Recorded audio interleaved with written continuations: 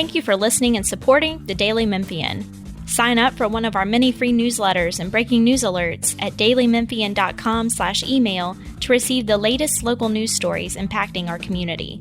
Our weekly newsletters cover everything from sports to arts and culture, business, food, and more, along with daily updates of all the news we publish each day. Sign up or manage your email preferences at dailymemphian.com/email.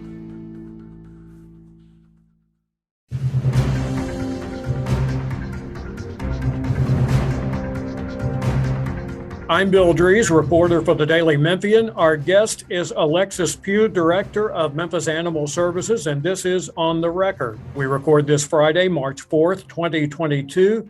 Memphis Animal Services is hiring a pet reunification specialist with a $50,000 grant from Maddie's Fund, and that was approved this past week by the Memphis City Council, where it caught my eye. We'll get to the particulars on this in a bit. But first of all, Alexis, what is a pet reunification specialist? Well, hello, Bill, and thank you for having me on today to talk about this really important topic. The pet reunification specialist is a brand new position that's never existed here in the city of Memphis before, and it's going to have one singular goal, and that is reunite lost pets with their owners. Whether that be pets lost out in the community that need to get back home or pets that are here at the shelter already, this person's singular goal will be to get more pets back home and increase that return to owner rate here in our community. Right. And I think this is an evolution in what Memphis Animal Services does, because I think most people think, okay, if you find a stray animal, it's probably a pet that someone has either lost or they've given up. Just let them out there. Actually, this is a lot more complicated than that, especially with cats, because there is this whole concept of someone sees a cat walking around and thinks they're lost and turns them in, and it turns out they're what I've heard defined as a neighborhood cat of sorts, or they might be feral. Yeah, so we definitely have to split it into really two categories here, because the laws do vary for cats and dogs. So when we talk about what we call here a community cat, that could be a cat that has a stable food source or a cat that has an owner. There are plenty of people that have cats that are indoor, outdoor cats that roam freely. And so what we want to encourage people to do with cats is not pick up that cat and bring it to the shelter. Let's try to figure out who is that owner? Who is that food source? Does the cat have an ear tip? That means it's fixed, that it's already been spayed or neutered. That means someone's probably caring for it. So we just want to have people, when you see a free roaming cat, a community cat, not have the first thing that you think of to pick it up and bring it to the shelter. Dogs, different story, because we're not allowed to have dogs roam free. We can't have dogs run at large according to the law.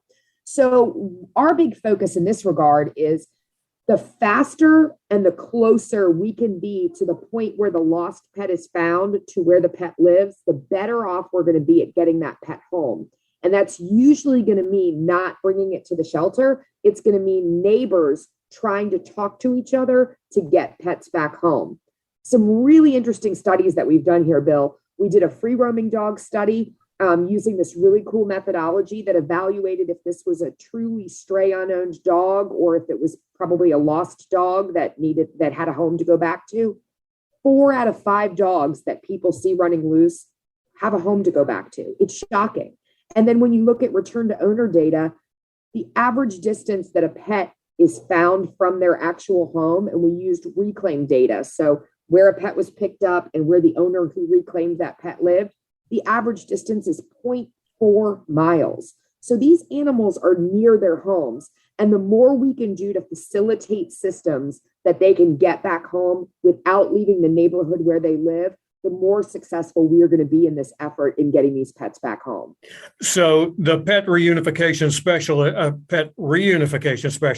might go to that place where this person has found a dog, and they start looking for clues immediately. I take it. Is there a chip? Does anyone recognize this pet? This could even involve going door to door, I suppose.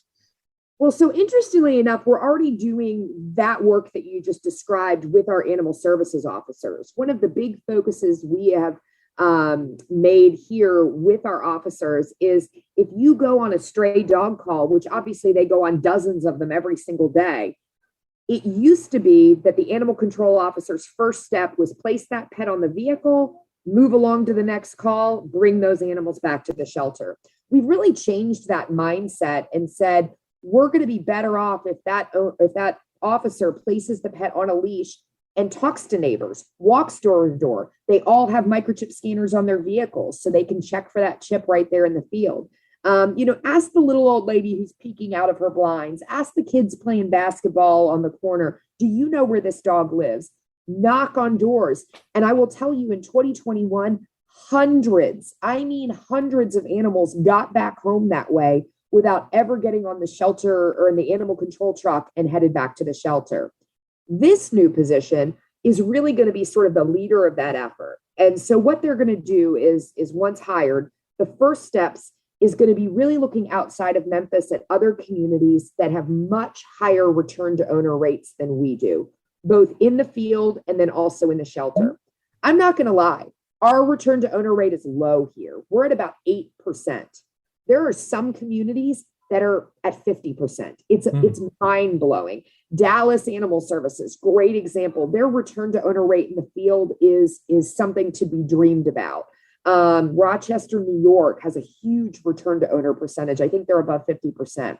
So this position, the first thing they're going to do is research and bring best practices here. They are going to spend that time figuring out what is working best in other communities. What are the successful solutions they've implemented, and start figuring out how we can make those things happen here.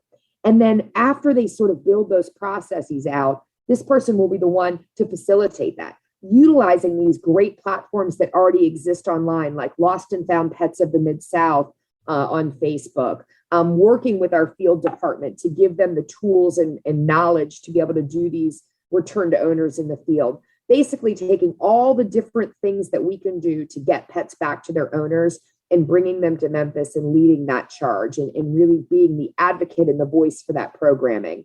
And I got to tell you, this is the answer to hitting the next step of success for Memphis Animal Services. We've done so much providing resources to keep pets in homes as opposed to people surrendering. We've done so much to increase our adoptions, increase fostering, increase rescue transfers, do transports out.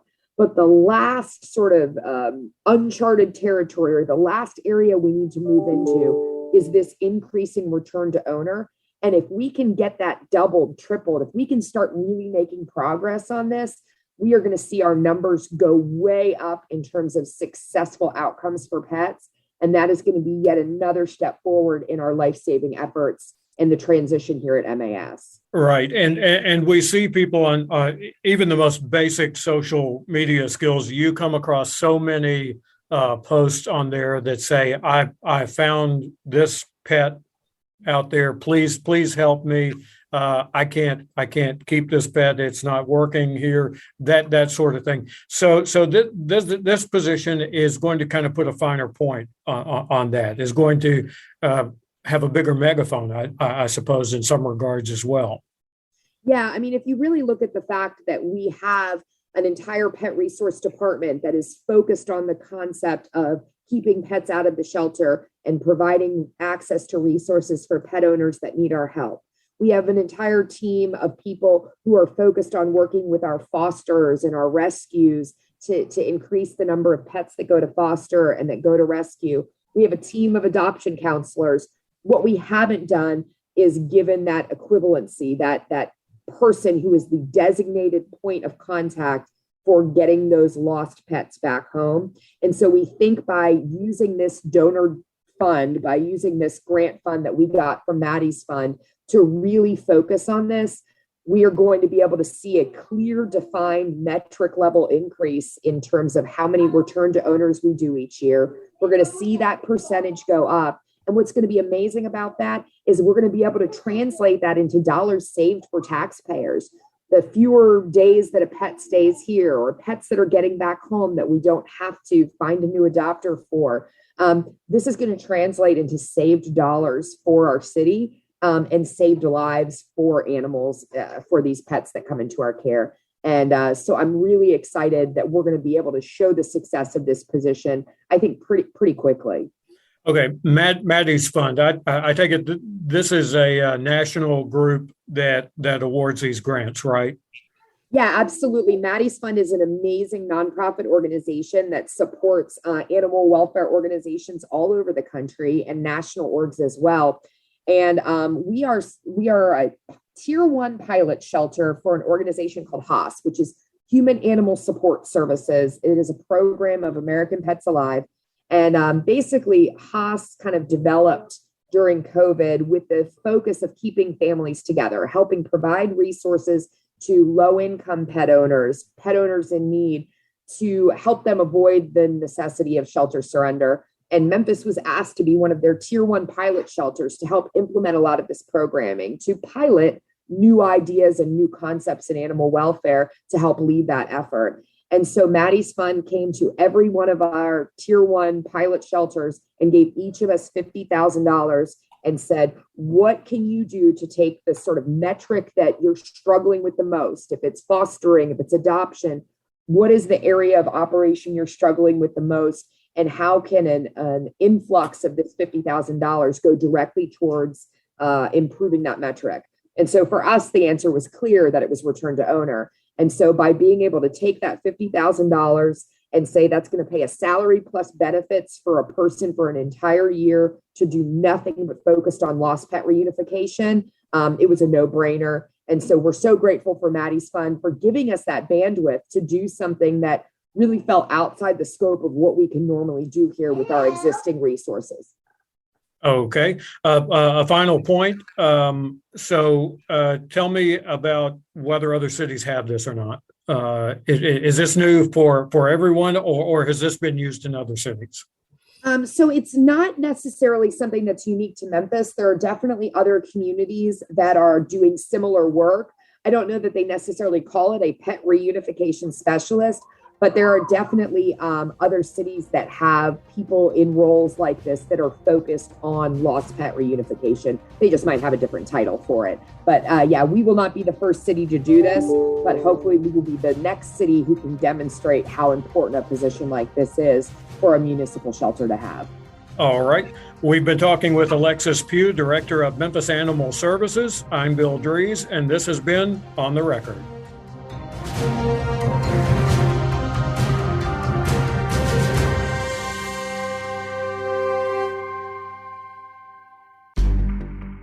In-depth journalism in the Memphis community. The Daily Memphian is of Memphis, not just in Memphis, and seeks to tell the stories of this city.